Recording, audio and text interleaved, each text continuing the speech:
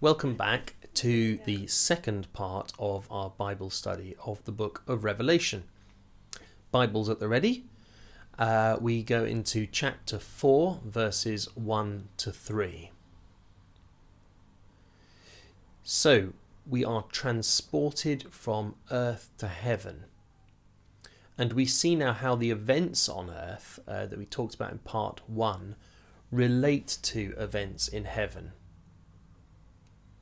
The door from earth to heaven is open, and John is surprised to find it open. Ezekiel 1:1. In the 13th year, in the 4th month, on the 5th day of the month, as I was among the exiles by the river Shiva, the heavens were opened, and I saw visions of God. John 1:51. And he said to me, Very truly I tell you, you will see heaven opened, and the angels of God ascending and descending upon the Son of Man. So we're told in verse 2 that John was in the Spirit. He's in a state of spiritual exaltation. And straight away we are confronted with God on the throne. So the throne of God is a common Old Testament image. Psalms 47, verse 8, God is king over the nations. God sits on his holy throne. Isaiah 6:1, in the year that King Uzziah died, I saw the Lord sitting on a throne high and lofty, and the hem of his robe filled the temple. The throne of God actually is very significant in the book of Revelation. It's mentioned in every chapter in Revelation except chapter 2, 8 and 9. It stands for the majesty, the sovereignty of God. John makes no attempt to describe God in any human shapes and forms, simply as sort of luminous splendour. He flashes with colours and textures, but there's no form. And now these stones that are mentioned, these are of course precious stones. We think that jasper meant something like crystal or diamond then, and that may stand for purity or God's sort of unbearable brightness. Cornelian or possibly sardian is blood red, we think, and that may stand for the avenging wrath of God. Emerald, of course, is emerald, and it may stand for the mercy of God. That's a green colour. And the rainbow, it softens the image, but it also, of course, reminds us of the covenant with Noah, a covenant with all creatures. So God's power here is depicted as merciful, not coercive, indicating the Lord's desire to transform rather than destroy all things, which is important as we start to see quite a bit of destruction over the course of the book of Revelation. Verse 4. So these 24 elders, who are they? It's possible that there is a connection here with the 24 groups of priests who served in the temple in rotation, and each of those had an elder.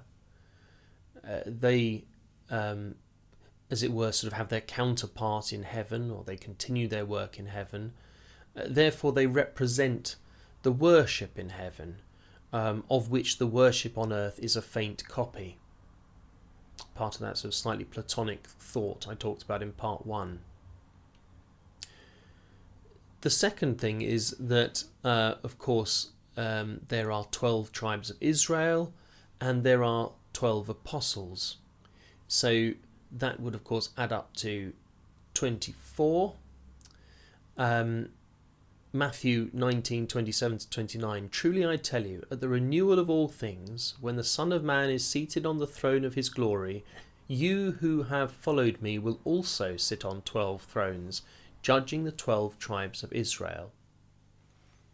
So if it does stand for the 12 tribes and for the apostles as well, Then we have the Jews and the Gentiles. We have the entirety of God's people, a sort of a representative council around God. The white robes signify purity and therefore fidelity to God. So these are kind of like the rulers sharing in the rule with God over an eschatological Israel. And now they are all gathered, something important must be about to take place.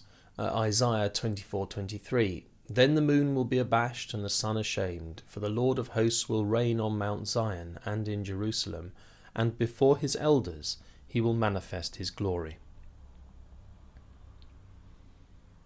2 verse 5. The lightning and thunder is the voice of God. It is the presence of God. It shows God's power. Exodus 19:16. On the morning of the third day there was thunder and lightning, as well as a thick cloud on the mountain, and a blast of a trumpet so loud that all the people who were in the camp trembled.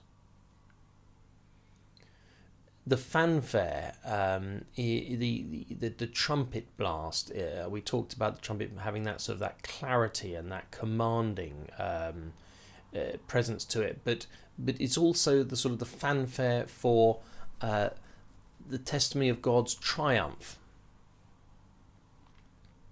Then we have the 7 spirits mentioned again, possibly the 7-fold gifts of the spirits or the entirety of the Spirit.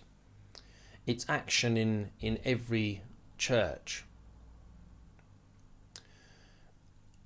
And this thing, something like a sea of glass. The creation story talks of the waters under the firmament and the waters above the firmament. So this is possibly the thinking that we are moving through the firmament, or it is the firmament that separates earth and heaven. And it may well be that John is inspired in his imagery by sitting there on the island of Patmos, surrounded by sea. There is also a possibility that this description of this sort of throne room is like the palace of King Minos at Knossos on Crete, but also possibly akin to the palaces of the Persian kings at Persepolis. The Quran talks of the Palace of Solomon with a floor of glass, so impressive that the Queen of Sheba lifted up her skirts when she crossed, thinking that they would get wet. But the clear glass also possibly symbolises preciousness. Large pieces of clear glass were, of course, almost impossible to produce in the ancient world. It's about purity. It's about great space and distance, like crossing a great sea. And sea is very often associated with the location of evil. The people must pass over it, like the Jews in the Exodus, to reach the promised land. So here again, the eschatological Israel needs to pass through this into the heavens. And this sort of sea vision, it appears early doors here, possibly because it speaks more of an old order of chaos than of the new order of peace. Verses 6 to 8. So we have this extraordinary vision. The first thing we're told is that these living creatures are full of eyes in front and behind. Eyes speak of God's omniscience. So who are these 4 creatures? Well, we find the source of these creatures in Ezekiel, although they're slightly different here. They're kind of all the same details, but differently arranged. Well, the first explanation is that in Ezekiel, the creatures are definitely identified with the cherubim. That's the 6 wings. like guardians of the holy sanctuary on the walls of the temple. We find that in 1 Kings 6, 23 to 30. Or on the veil of the Holy of Holies in Exodus. On the lid of the Ark of the Covenant. And on either side of God in Isaiah. Of course, guarding the way also to the Garden of Eden. So it's like these are the angelic guardians of the sanctuary. The second explanation is that they correlate with the 4 principal signs of the zodiac: earth, air, wind and fire, and it's like the gathering of the elements around the Creator God. The third explanation, and I think my favourite, is that they stand for the whole of nature. The noblest creature, the strongest creature, the wisest and the swiftest. The lion being the noblest, the ox being the strongest, the eagle being the swiftest, and the human being the wisest. Like all nature is present, praising God. Anything on earth which is fulfilling the function for which it was created is praising God. And the last explanation is possibly the one that's been the most popular over the centuries, and that is that they stand for the 4 Gospels. Personally, I think it's highly unlikely, but it's very poetic, and it makes for very lovely ornate furniture in churches. So the lion would represent Christ's kingliness, the ox represents Christ's priestliness, the human, Christ's incarnation, his humanness, and the eagle, the spirit, Christ's spiritualness. And they sing this doxology, this great prayer of praise, which encompasses the key features of God: God's holiness, otherness, God's omnipotence, his almightiness, and his everlastingness. Possibly the most important feature, reminding us that God has control over time and creation and will prevail eventually. Verses 9 to 11. The casting down of crowns is the sign of complete submission or loyalty, humility. It's also a little bit like finding the pearl of great price. You give up the crown that you already have so that you can acquire the one that surpasses all others. God is referred to here as Lord and God. Interestingly, the same 2 names Domitian favoured. So this may just signify this, this rebellion underlying all of the book of Revelation. And then we end this section with a reminder that all things exist and are created by God. People, rulers, they can change over time, they can rearrange, but only God can create. And in this scene of worship around the throne, we are reminded that the point of the universe is not power, but it is worship. Chapter 5. So this is the beginning of a new section. We move attention from the throne to the Lamb. Ezekiel 2, 9 and 10. I looked, and a hand was stretched out to me, and a written scroll was in it. He spread it before me. It had writing on the front and on the back, and written on it were words of lamentation and mourning and woe. So the reverse of a scroll was only ever used when you were really desperate, when you ran out of room on the front. This scroll obviously contains a huge amount. And John is impressed, I think, with its thoroughness. Roman law required that a will and testament carry 7 seals. So this is like the full will and testament of God. 7, of course, being that complete and perfect number again. So what is in the scroll? Probably the divine edict, the decree of God's triumph over evil. Verses 2 to 4. So this mighty angel, this strong angel, probably Gabriel, and this scroll is the book of destinies of the world, the book of history in advance, the book of the will of God. That doesn't mean everything is fixed, but rather that God has a plan. But we are told that no one is found who can open the scroll. So is there no one in the universe to whom God can reveal his secrets and mysteries? God cannot reveal anything to us, perhaps, without someone fit to receive it. A teacher cannot teach anything unless the students are willing to be taught. And what's really important here is that without someone to open the seals, God's plan will not move forward. God's future for creation, it sort of hangs in the balance.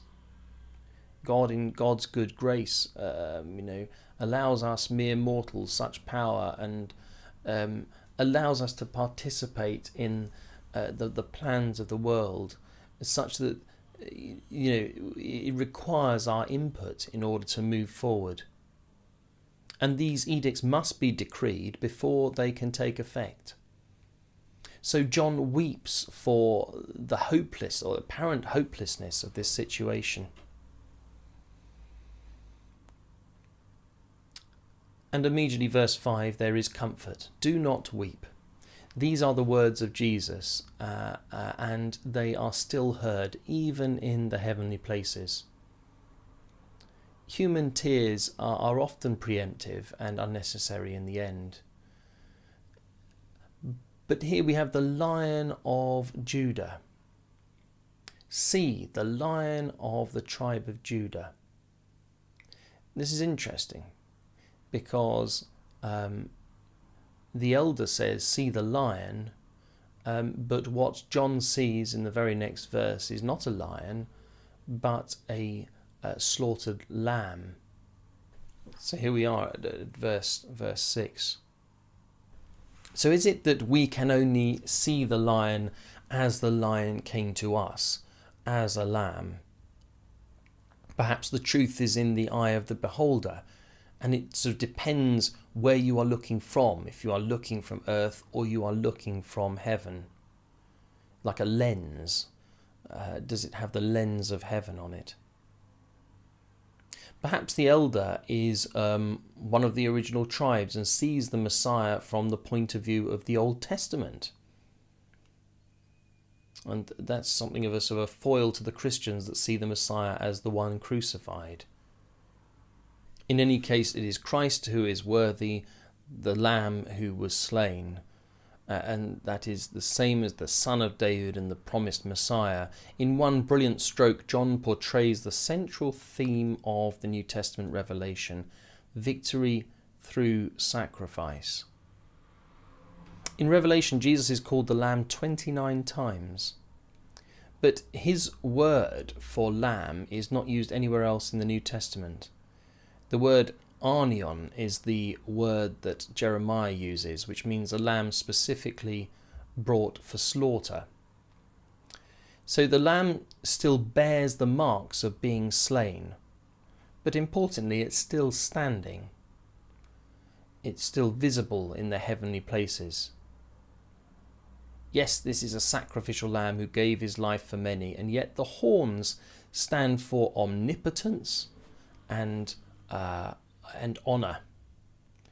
The eyes are connected with the spirits and the churches, the omniscience of Christ and the perfect knowledge, also wisdom, majesty and meekness.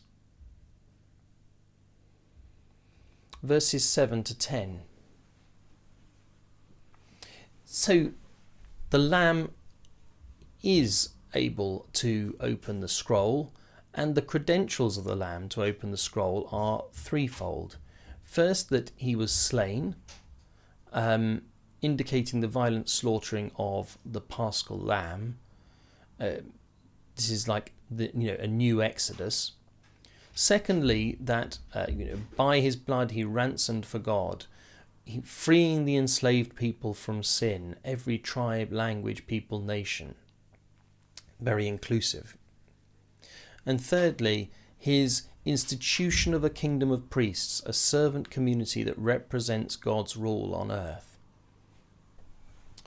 Verses 11 to 14. So the plan, the will of God is now in the hands of the Lamb. And praise comes in three waves. There is the praise of the four living creatures, in my opinion representing all of nature, all of the animal kingdom. Then the myriad of angels, the tribes and the disciples. And then thirdly, everyone or everyone else. It's like an orchestra swelling to a finale. This is the purpose of all creation. And it requires everyone, because if one person is missing from that orchestra, it is incomplete. The mention of the harp connects us with the psalmists. And the golden bowls of incense, these are the prayers of God's people. Psalm 141, verse 2. Let my prayer be counted as incense before you, and the lifting up of my hands as an evening sacrifice. So there's worship, there is prayer, there's intermediaries, there's messengers. The angels share in this task, headed up by Michael. So we are not left to pray alone. We are surrounded by an invisible host of witnesses who assist. And at the same time, of course, we must remember the doorway is open. So, God hears all. So there are 7 things the Lamb is worthy to receive. He has power. That means he is able. Riches belong to him. Though he was rich, yet for the sake of others he became poor. Wisdom. He has the divine knowledge of God, but also the practical knowledge of the solution to the problems of life. Strength. He can overcome all, even Satan. Honour. Every knee shall bow before him. Glory. He shares in the right of God. And blessing. All these things he possesses, he has that he might give. He holds on to nothing for himself, and so he receives our blessing and thankfulness in reply. He who loses his own life will find it. So Christ and God receive all this together. They are one. The creatures under the earth, that can probably only refer to Hades. It appears that Revelations sweeps away the many questions in the Psalms of whether there is anything for the dead in the grave or whether they can praise God. In Psalm 88, verses 10 to 12, do you work wonders for the dead? Do the shades rise up to praise you? Is your steadfast love declared in the grave, or your faithfulness in Abaddon? Are your wonders known in the darkness, or your saving help in the land of forgetfulness? Well, the answer, according to the book of the Revelation, seems to be very much yes. Even the creatures under the earth and in the sea. Chapter 6. So these are not future events, but this is God's response to the last chapter's exaltation of the risen Lamb. It is the response to the worship and to the prayer. These are theological points rather than historical predictions. Christ's heavenly triumph allows the seals to be opened. So now the 4 living creatures who worshipped the Lamb in the previous chapter now respond to the opening of the first 4 seals by executing the scroll's edict through the 4 horsemen. The identity of the 4 horsemen is linked to the identity of the 4 living creatures. As the 4 creatures represent all animate creation in heaven, so the 4 horsemen who obey their command to come are their agents on earth. God's judgment extends to all animate existence. All animate creation has perverted God's intentions of the world, for the world and for the world order. So the world desires peace, but because it's perverted those intentions, it finds war. It works for prosperity, but it finds scarcity. It seeks for life, but it finds death. The horses are summoned, come, to bring God's avenging judgment. Like the four winds. These are types of destruction. The crown is a victor's crown, and the white horse is the horse of a conquering victor. This is conquest in war. The bow is also a sign of military power. In Jeremiah 51:56, the defeated Babylonians have their bows broken. Verses 3 and 4. So this is civil war. This is revolutions, the tragedy of complete relationship breakdown. Zechariah 14:13. On that day a great panic from the Lord shall fall on them, so that each will seize the hand of a neighbour, and the hand of one will be raised against the hand of the other. So this is like the beginning of a sort of decreation. The loss of relationship is the loss of order, society, etc. The great sword symbolises power and authority, the sword held by the Roman governors, who were given eius gladii, the right of the sword. If the first rider, which is kind of warlike and carries bows, perhaps represents Parthia, then the second is almost certainly Rome. Verses 5 to 6. Scales are the symbol of trade. The rich landowners found they could make far more money from wine and oil, so they stopped cultivating grain. And the result was wealth for the elites and scarcity for the poor. Domitian apparently tried to change this, but was faced with such opposition he had to let things be. So wheat became at a prohibitive price, while the luxuries of oil and wine were not affected. A whole day's wage would only pay for enough corn and nothing else. Desperate famines often left the luxury of the rich in Roman society untouched. And these are famines not caused by food shortages, but by destructive systems of trade. So the voice of protest against the cost of grain comes from among the four creatures. This is sort of nature's protest against famine, protesting that nature provides enough, and selfishness means luxury for some at the expense of the many. The scales, therefore, weigh the world's economic structures, and they find them unjust and unfair. Verses 7 and 8. So one horse sort of leads on to the next.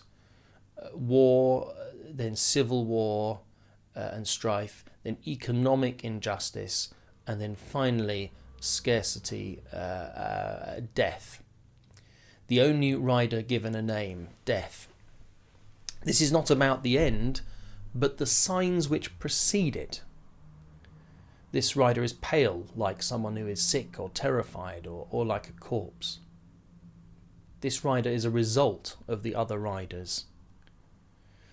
So through the things that have already taken place, death and Hades themselves are unleashed. Ezekiel 14:21. For thus says the Lord God, how much more when I send upon Jerusalem my 4 deadly acts of judgment, sword, famine, wild animals and pestilence, to cut off humans and animals from it.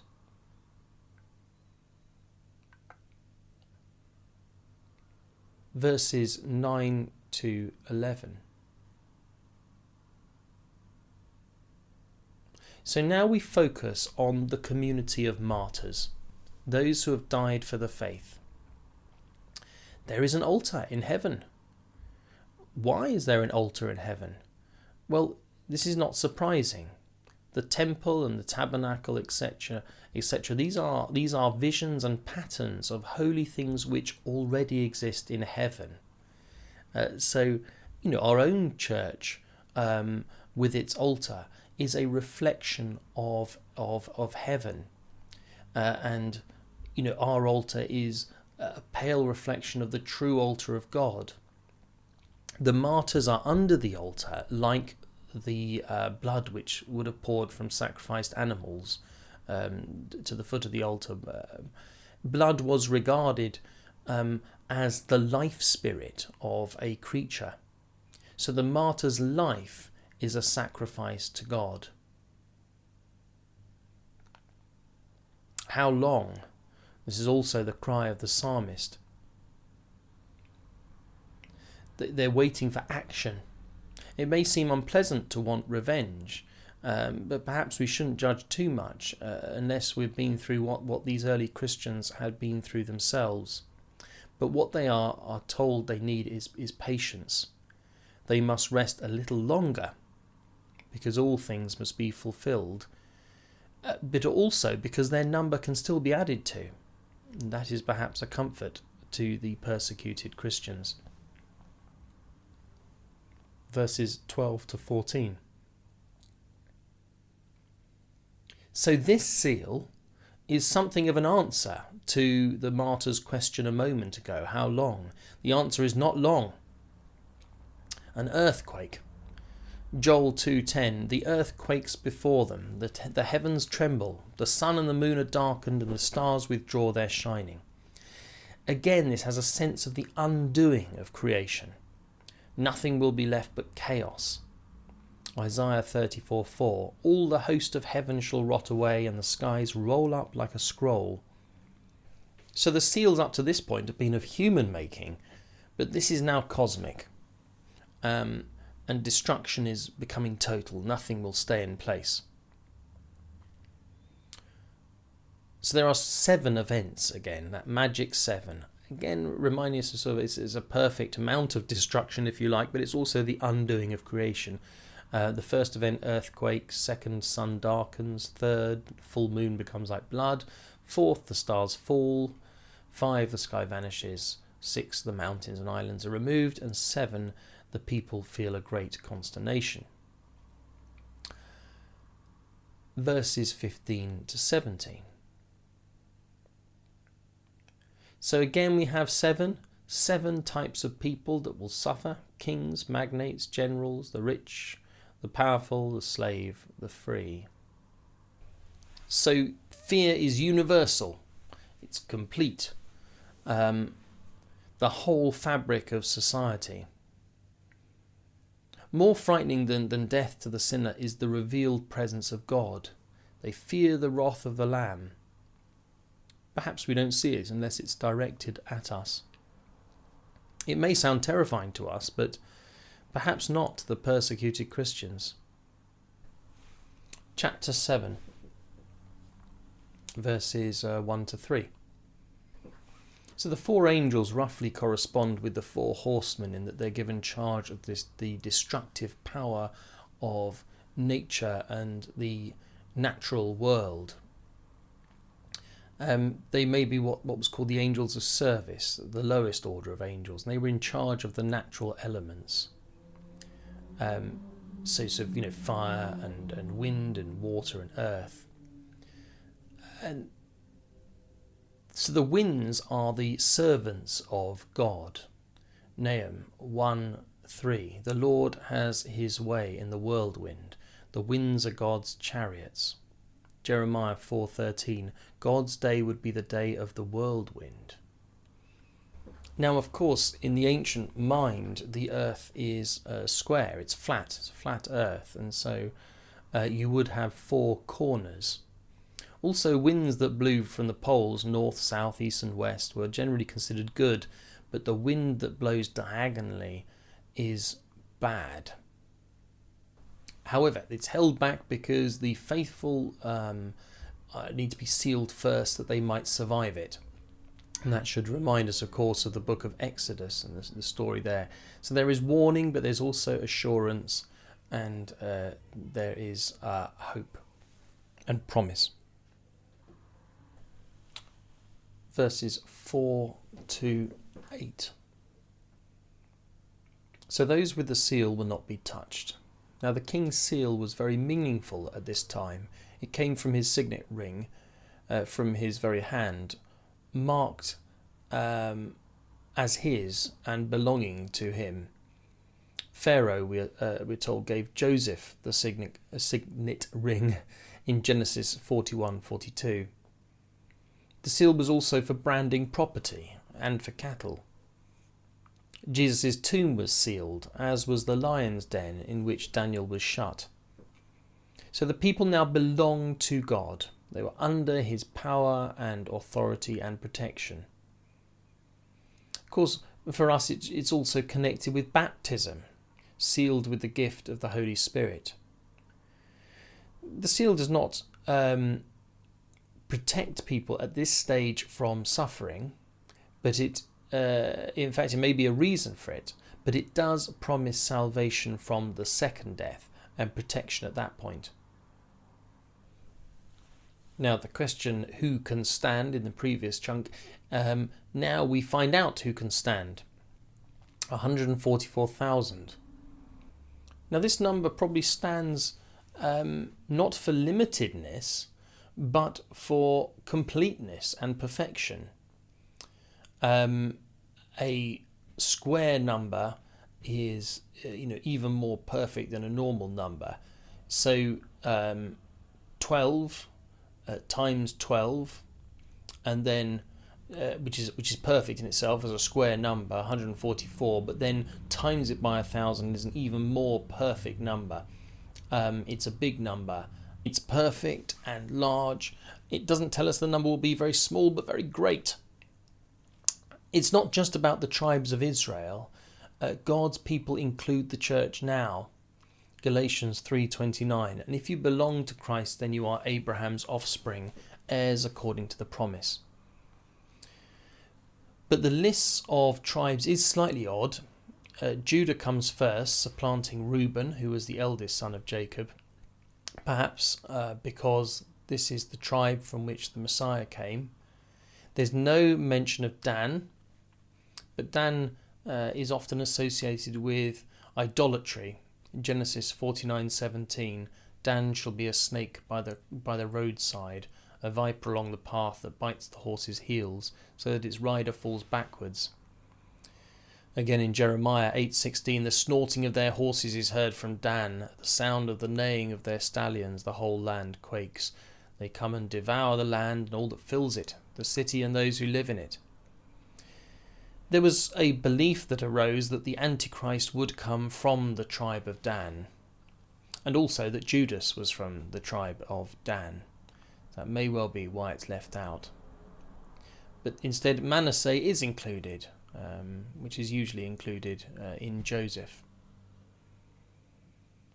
Verses 9 and 10. So then the number of martyrs is beyond counting.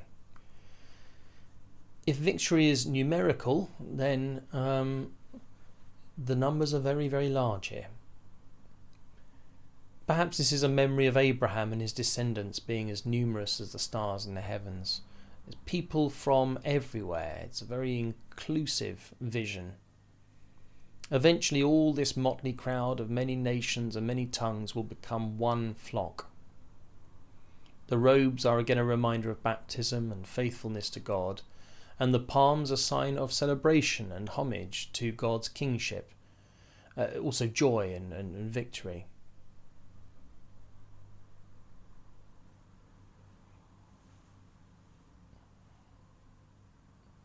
And then the last bit, salvation belongs to our God who is seated on the throne and to the Lamb. This is an Old Testament word of praise, but with that vital addition, and to the Lamb. Verses 11 and 12.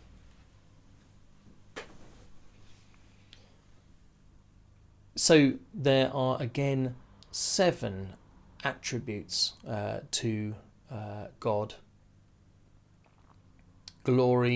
Blessing, glory, wisdom, thanksgiving, honour, power and strength. Verses 13 and 14. Now it may sound rather gruesome, washing their robes in the blood of the Lamb, but for the Hebrews' blood stood for life. And that is why the Jews didn't eat anything with blood in it predominantly. It's the essence of life. And when the New Testament speaks about Jesus' blood, it's not so much talking about his death, but his life, his life force. He gives his life, his very being, his spirit to us. The blessed ones have found the secret of purity and victory in all that Jesus Christ did for them in his life and death. Although Jesus does the great work of redemption, the blessed are not passive here. They must wash their own robes in the blood. They must appropriate his sacrifice. Verse 15. So, of course, the worship of God had been performed in the temple by the Levites, especially chosen, and only they could enter the Holy of Holies. But now, in this heavenly worship, the priests, as it were, come from every nation, every tribe, every people, every language. His temple has become not a physical space, but a relationship with the Lamb. Verses 16 and 17. The people would relate to this in a very real and practical sense. They were often starving and worked often under oppressive and tough conditions. But this is also, of course, a spiritual message, that all the hungers and thirsts of the human soul will be satisfied. Isaiah 49:10. They shall not hunger or thirst, neither scorching wind nor sun shall strike them down. For he who has pity on them will lead them, and by springs of water will guide them. The title of shepherd is the name Jesus gives himself. He leads to fountains of living waters, to still waters. He wipes away every tear from every eye. All sadness will pass. So it is complete. The Lamb who died has become their shepherd. Chapter 8, verses 1 to 5. Silence. It's like a sort of a mini Sabbath or a sort of an anti-Sabbath. Perhaps if creation is sort of being undone. Like a sort of a great symphony, the silence, the pause is incredibly powerful, especially set against the thunder and lightning. It's a dramatic pause, a dramatic silence. The prayers of the saints are about to go up to heaven. Is this perhaps a pause so that that can take place and the prayers can be heard by God? The incense burning, that's closely associated with prayer. These angels are functioning as liturgists in this particular part of heaven's worship. This is the appropriate setting for God to hear the prayers of all the saints. Isaiah 6:6. Then one of the seraphs flew to me, holding a live coal that had been taken from the altar with a pair of tongs. So the incense is heavenly prayer, and it is mixed with the earthly prayer of the saints. The prayers of heaven and earth unite. However, these prayers return to the earth as wrath. It is the answer to the prayer, how long? Vengeance on their persecutors. The earthquakes and thunder and lightnings are true worship thrown down on earth. Verses 6 to 12. These are what's called the seven angels of the presence. Joel 2:1. Blow the trumpet in Zion, sound the alarm on my holy mountain. Let all the inhabitants of the land tremble, for the day of the Lord is coming, it is near. And 1 Corinthians 15:52 and 53. In a moment, in the twinkling of an eye, at the last trumpet. For the trumpet will sound, and the dead will be raised imperishable, and we will be changed. For this perishable body must put on imperishability, and this mortal body must put on immortality. We've talked about trumpets a bit already, but the trumpet can also be used to call to prayer, as in the book of Numbers. A trumpet can sound alarm, it can waken from sleep or warn of danger. It can be a fanfare, or it can announce the arrival of royalty, and it can be a summons to battle. But it is certainly a sound of divine intervention. Of course, 7 trumpets were used to destroy Jericho in Joshua 6 and to establish Israel in the Promised Land.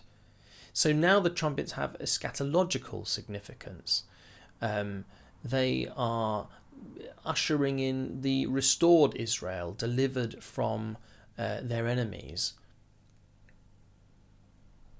Here we have the elemental forces of nature hurled in judgment against the world. At each blast of the trumpet, a different part of the world is attacked. But the destruction is not total, because it is only a prelude to the end. It's survivable, it's chaos, but not total destruction. The destruction starts with the earth, then the sea, then the heavenly bodies, a bit like a reversed creation story. Again, a lot of the imagery comes from Exodus and the plagues against Pharaoh. Zephaniah 1:3. I will sweep away humans and animals. I will sweep away the birds of the air and the fish of the sea. I will make the wicked stumble. I will cut off humanity from the face of the earth, says the Lord. Wormwood is a bitter tasting herb, noxious, and sort of able to kill off plants around it and to turn water bitter. It is the fruit of idolatry. Jeremiah 9:15. Therefore thus says the Lord of hosts, the God of Israel, I am feeding this people with wormwood and giving them poisonous water to drink. So this is the bitterness of the judgment of God. God uses the elemental forces of nature to warn humanity of the final destruction to come. And the purpose of these plagues is not vindictiveness, but it is a call to repentance, hence the trumpet. That is why only a portion is destroyed. There are connections throughout between the trumpets and Christ. The first 2 trumpets connect us with blood, the blood of the Lamb. The next with a bitter star. Jesus is the morning star. And then the 4th with the sun. Because Christ as the sun or the resurrection. Verse 13. So in this sort of eerie, empty sky with a solitary eagle warning of the 3 trumpets still to come, sort of calling out an alarm with that woe, woe, woe. It's just the perfect amount of woe. It's the 3, and of course it refers to the next 3 plagues. The eagle is often in ancient mythology the messenger of God. So God uses nature once again to send his messages. And it's messages that there are 3 plagues to come, worse than the first. An eagle, interestingly, can be translated as vulture. So it's a little like the vultures are circling as the earth is in its last throes of death. Now, at this point, I would really recommend reading Matthew 24, 4-31. It's a large chunk, but it is well worth it and will help to give a context to this section of Revelation and to hear Jesus' words. So do that, pause the video and crack on. But for now, we go on to chapter 9, verses 1 and 2. So the terror mounts to an awful intensity. Once again, the terrors are now beyond nature. They've gone from human to natural, and now natural to demonic. The stars were seen as living beings, divine beings, who could become demonic by disobedience, like fallen angels. So here the fallen angel, the fallen star, is given the key to the bottomless pit. So the powers of evil have been given their last chance to carry out their work. The pit, the abyss, is the intermediate place of punishment for the fallen angels, the demons, the false prophets and Satan. It's a place of punishment. Gehenna, which is not mentioned, is the place of punishment for evil humanity. So the abyss is thought of as imprisoned waters. When the waters were separated in creation, you had the waters above the firmament, the waters below, and then there was sort of an abyss of imprisoned waters under the earth, a bit like an underground sea, a last bastion of chaos, but not outside the power and control of God, but within the physical world, unseen, but able to promote human sinfulness and natural catastrophe. Amos 9:3. Though they hide themselves on the top of Carmel, from there I will search out and take them. And though they hide from my sight at the bottom of the sea, there I will command the sea serpent, and it shall bite them. So now a fairly big chunk, verses 3 to 12. The locust is the symbol of destruction. They're like an invading army, destructive as flame, like a sort of great cavalry, marching in ranks, organised and implacable. In fact, the head of a locust is a bit like a mini horse. They are both powerful, devastating, and intelligent. But these are demonic locusts. They don't act just like normal locusts. They're not indiscriminate. They're allowed to torture for 5 months, which is apparently about the average lifespan of a locust.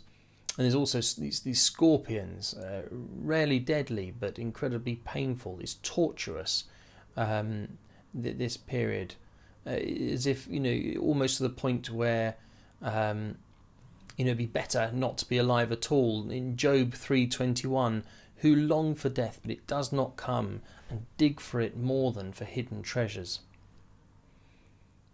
But here only some are actually destroyed. There is still time to repent. They're not given power to destroy, just to torture. And the 5 months should also be seen as a short term. It's nasty, but it's temporary.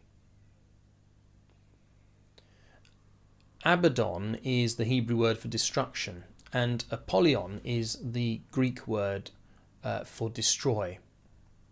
There may also be a connection with the Greek deity Apollo, which Domitian believed himself to be an incarnation of. So possibly this might be saying that the destructive host of hell had as its king the emperor of Rome. Verses 13 to 21.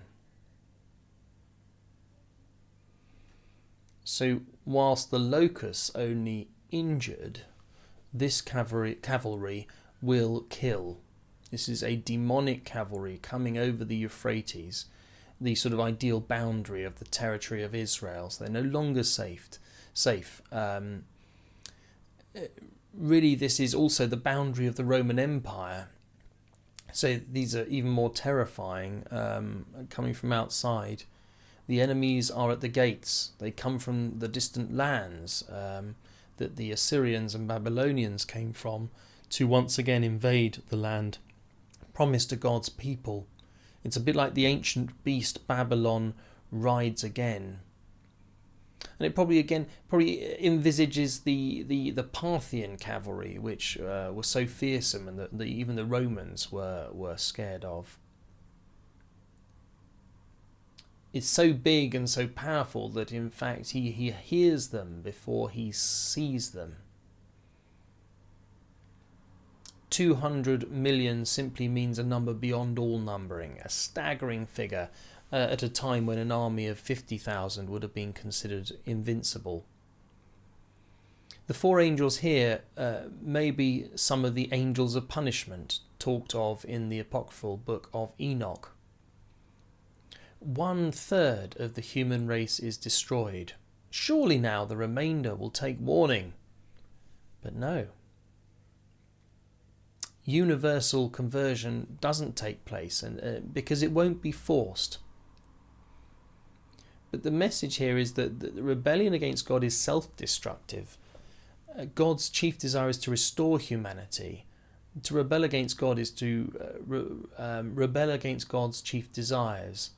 And to sin is to forsake the spiritual powers of personal transformation. But there's a sadness about this, because the people can't find their way out of this. They are so sort of spiritually blind. The idols which cannot hear and see, which these people have worshipped, have shaped a people that do not hear or see. Chapter 10, verses 1 to 4. So we have an interlude between the sounding of the 6th and 7th trumpets, a pattern that we're starting to see. This angel clearly comes directly from the presence of God, shining face, rainbow, etc. Probably Gabriel, meaning God is my strength. There's 1 foot on the sea and 1 on the land. This shows the angel's size and power. And land and sea, of course, stand for all creation. God stands as firmly on the sea as on the land. Then we have a small scroll, which usually means a limited revelation of a quite small period of time. The large scroll is perhaps how the Lamb carries out God's purposes, whereas this small scroll is how the church carries out God's purposes. The prophetical interpretation of the situation of the Christian community specifically. The 7 thunders is a reference to the 7 voices of God, Psalm 29, worth a read. 2 Corinthians 12:4 was caught up into paradise and heard things that are not to be told, that no mortal is permitted to repeat. So John is privy to some sort of private information here, and there are perhaps some experiences which simply cannot be communicated. Like the last plague that turned Pharaoh's heart, we are wondering, will this scroll finally change the heart of the sinners to repent? Verses 5 to 7. He swears an oath. Is he announcing that time shall be no more, eternity is to begin? Or perhaps more likely it means that there is no time left, that the Antichrist is about to burst onto the scene. 2 Thessalonians 2:3. Let no one deceive you in any way, for that day will not come unless the rebellion comes first and the lawless one is revealed, the one destined for destruction. So will the whole mystery of God be revealed? Questions will all be answered, wrongs set to right. Jesus' Messianic mission on earth has allowed the victory in heaven. Now, after the 7th angel blows the trumpet, there will be victory on earth also. The full experience of God's salvation awaits Christ's parousia, his return. So we live between the 2 end days. Sin and death are defeated, but they're still experienced. Verses 8 to 11. So John must take the scroll. It's not handed to him. God's revelation is never forced on us. We have to take it up. Ezekiel 3:1 and 3. He said to me, O mortal, eat what is offered to you. Eat this scroll and go speak to the house of Israel. He said to me, mortal, eat this scroll that I give you and fill your stomach with it. Then I ate it, and in my mouth it was as sweet as honey. So all of this is very similar to Ezekiel. John is a latter-day Ezekiel, also in exile, who swallows the scrolls, the revelations of God, and finds them sweet on the lips. Both prophets bring warning and hope. The messenger of God has to take the message into their very life and being. They have to consume it. It tastes sweeter than honey. When a Jewish child was taught the alphabet, usually a boy, of course, or almost certainly a boy, it was written on a slate with a mixture of flour and honey. And if the child could identify the letters correctly, they could lick the letter off the slate as a reward. It is therefore so sweet to be right, to be chosen as a messenger of God. But the message itself may be quite hard to digest. The truth sometimes is hard to bear. There's a lot of, well, certainly in Revelation, there's a lot of destruction to stomach, so to speak.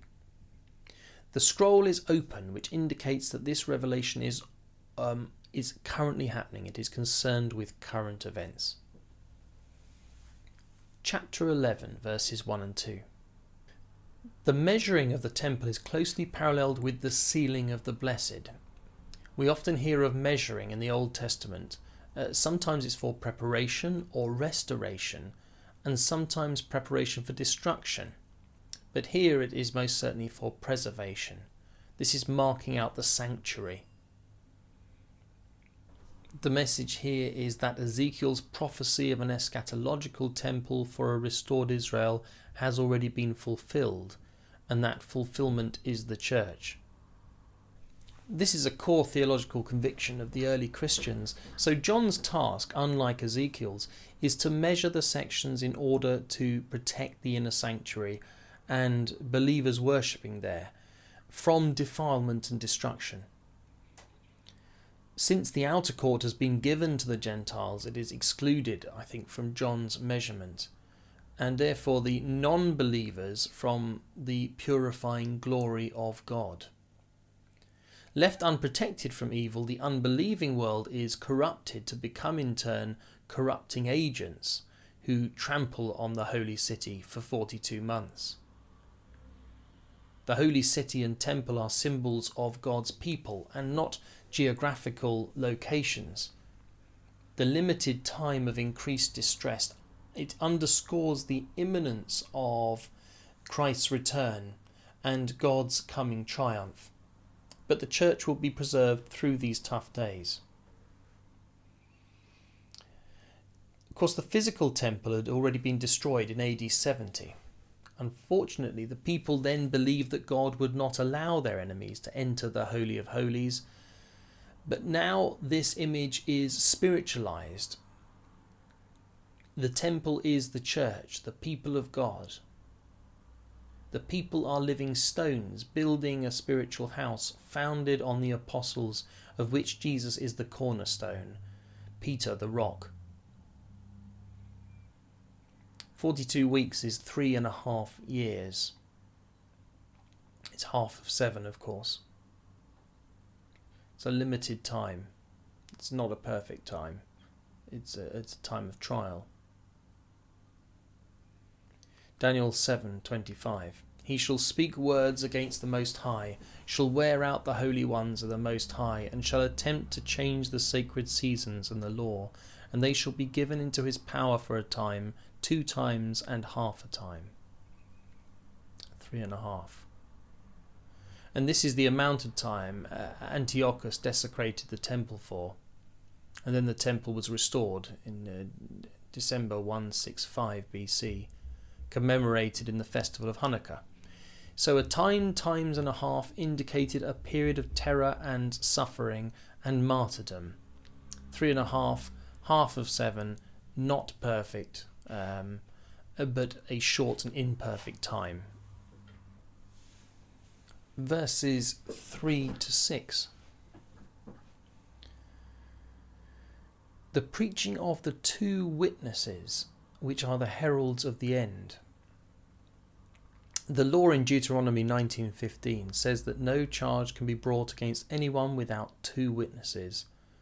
These witness to God's love and saving actions in history. It may be that one is Elijah, Malachi 4:5. Lo, I will send you the prophet Elijah before the great and terrible day of the Lord comes.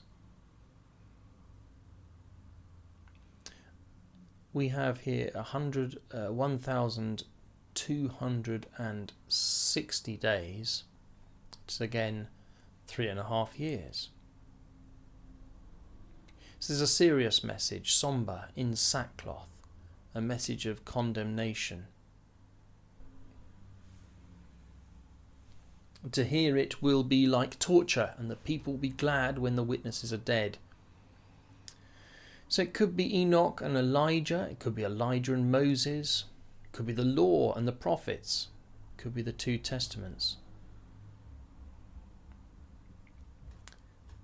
And then we have the two olive trees. Zechariah 4:3-11.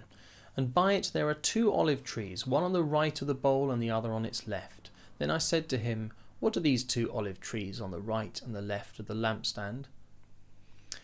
Now here in Zechariah, the olive trees symbolise the king, monarchy, and the priesthood. So monarchy and the priesthood at the time of Joshua. The anointed mediators of God's covenant with Israel. The lamps are the churches. So again, it seems John is talking about faithful ancient Israel and the church. John never, like other New Testament writers, claims that Israel has been rejected by God, only that Christians are God's people too. Sackcloth is of course about submitting oneself into humble dedication to God. Verse is 7-13.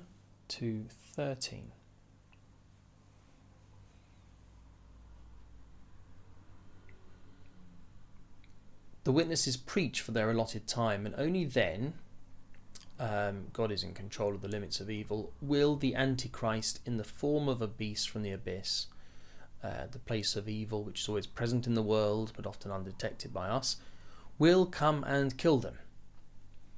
This is not dualism. This is not about an eternal battle between two equal forces of good and evil. God is in control. The beast has not got equal power to God. God reigns and will vanquish all pretenders to the heavenly throne. So the beast may make his destructive power felt, but the parameters are set by God. And the beast will not overcome the faithful. Their death is only temporary defeat, like Christ's. Their final victory is forthcoming. This is also the first mention of the beast, who personifies evil power and sort of heads up all this evil stuff. And this all happens to Jerusalem, which is called by terrible names here, Sodom and Egypt. And these sort of stand for different kinds of sin, not receiving strangers or turning your benefactors into slaves. Jerusalem has already crucified Christ and will now come to regard the death of God's witnesses with joy. Not burying a body was considered a most awful thing. Psalm 79:3, they have poured out their blood like water all around Jerusalem, and there was no one to bury them. So there is a sort of complete sort of breakdown of basic social conventions, bodies not even being placed in tombs. And these deaths also become an entertainment, a public spectacle. There's total disrespect. Nothing is left but anarchy and chaos. These are the marks of the beast. The importance of the faithful community within a city or society is to restrain evil and convey the power of God's reign. Without such a testimony, the powers of evil rapidly increase and create disorder and death. So the faithful community in this case become like the angels holding back the four winds.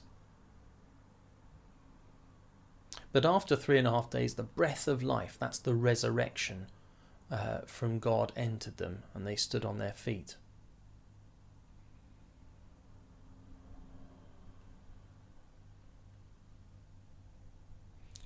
And after 3.5 days, it will rise up and ascend into heaven. So there's sort of reenacting also the resurrection, but also Elijah's ascension on his chariot. And those who saw this repented. So conversion is now a new theme. They are converted by witnessing the witnesses' sacrificial deaths and God's vindication of them. So it is the story of the cross again, witnessing the witnesses' sacrificial death. Verses 14 to 19. The first two woes that have passed are linked with the death and exaltation of Christ. The one remaining woe will interpret the period of salvation's history in which the church now lives and suffers at the hands of evil powers, envisaged by John as 3 heavenly signs.